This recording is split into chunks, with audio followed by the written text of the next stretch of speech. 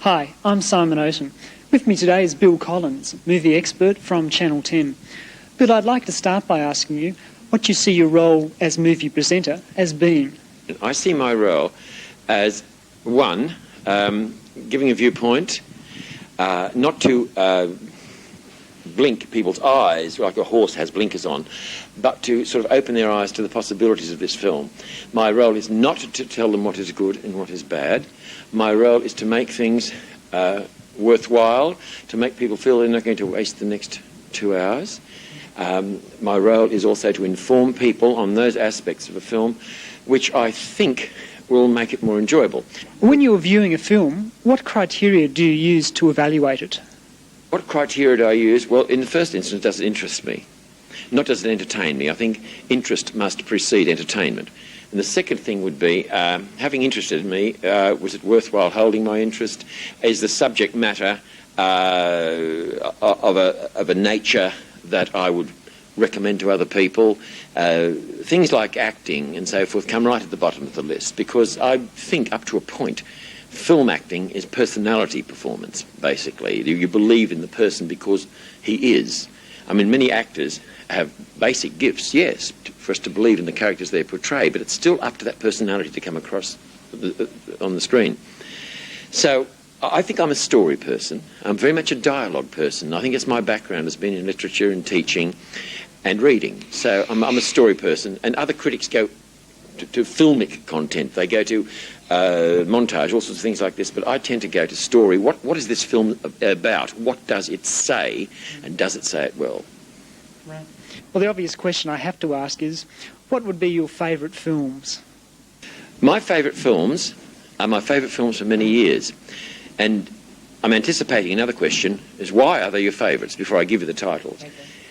And they are my favourite films because they were at the basis of my life in its development culturally, in music, in painting, in sculpture.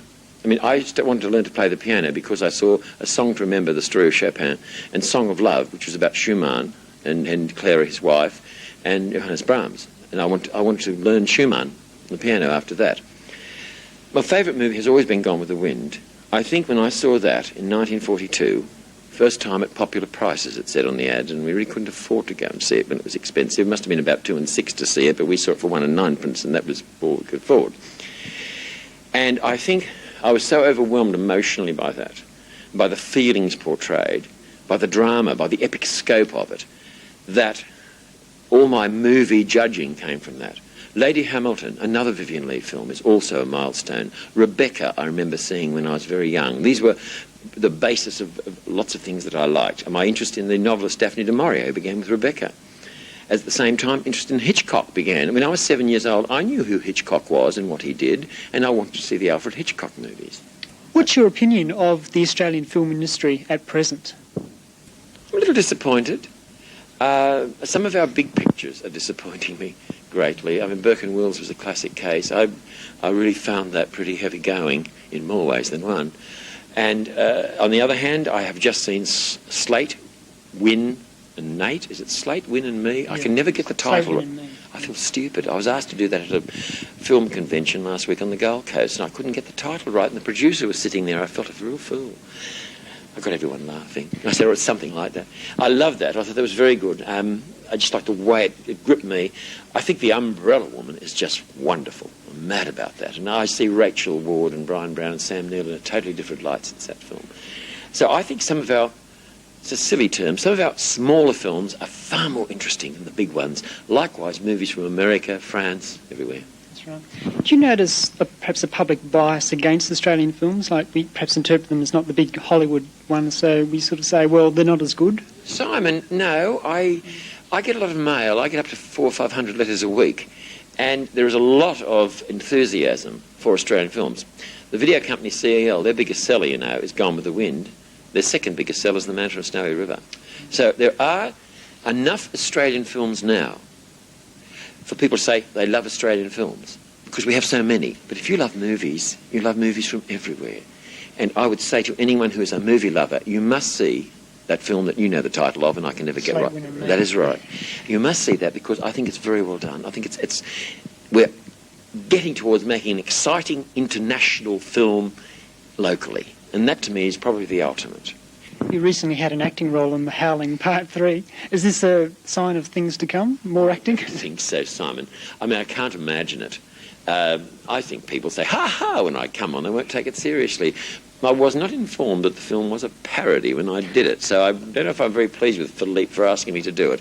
I had one of the happiest days of my life last year when I was, a terribly rainy day like the one today, when I went up to the studio, and it was rather extraordinary. There were journalists up there to interview me, and I felt very embarrassed because Barry Otto was there and several other marvellous actors. I said, why aren't you interviewing them? Why are you interviewing me? I'm only in the film. If you blink, you'll miss me. But there was a funny scene where we all had to be dead. And, there'd been a mayhem, and I refused to be dead. I said, I am not dead. I'm going to make a movement in case there's a sequel and I get another bit part in it. I don't think it'll amount to anything, but I had loads of fun, and everybody was terribly nice. Your latest book is called The Golden Years of Hollywood. What have you done with this book? It's different to what I did before in a previous book about 10 years ago. What I tried to do, I've written about 168 movies that I like, or which I find particularly interesting for various reasons, ranging from the Maria Montez film Sedan to Body Heat, from American Gigolo to Action in the North Atlantic.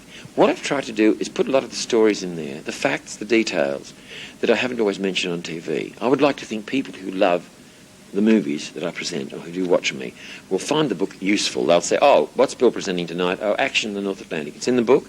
Right, and they read it up. They'll probably hear me tell a couple of the stories that are in it.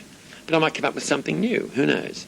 But I hope it'll enhance their enjoyment, because I think somehow, if you really enjoy a movie, if somehow the penny drops, as it were, and you sort of tune into it so much that you see things differently that you hadn't imagined before, then you'll do that with another film, and then another, and then another.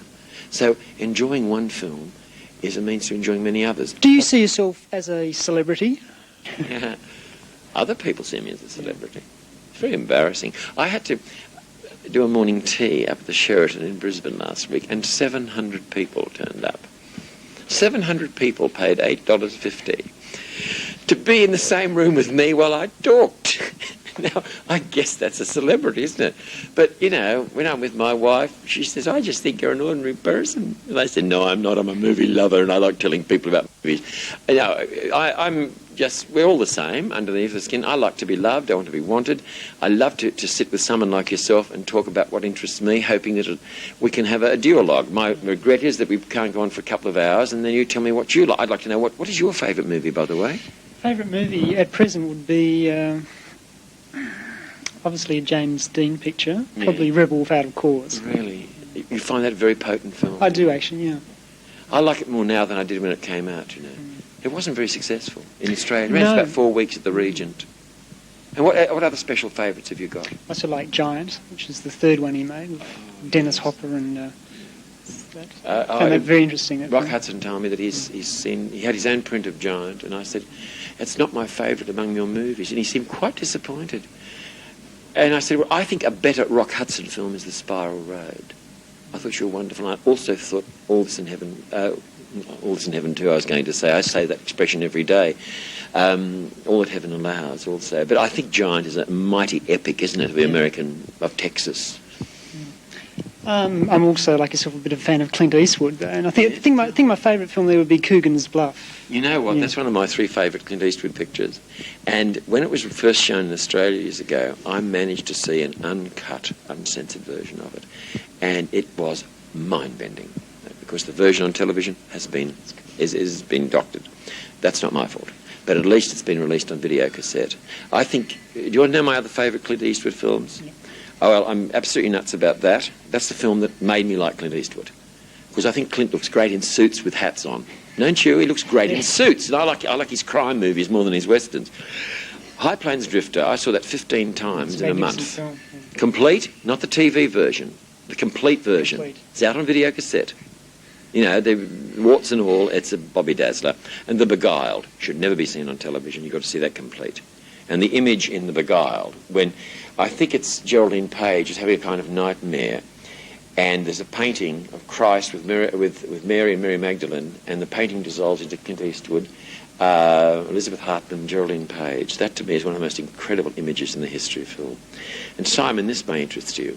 The first film to bear, directed by Clint Eastwood, was in fact a 10-minute short about the making of The Beguiled. It's called The Storyteller, Really? in which he praises Donald Siegel, whose movies I adore. Okay, thanks very much. My pleasure. Okay.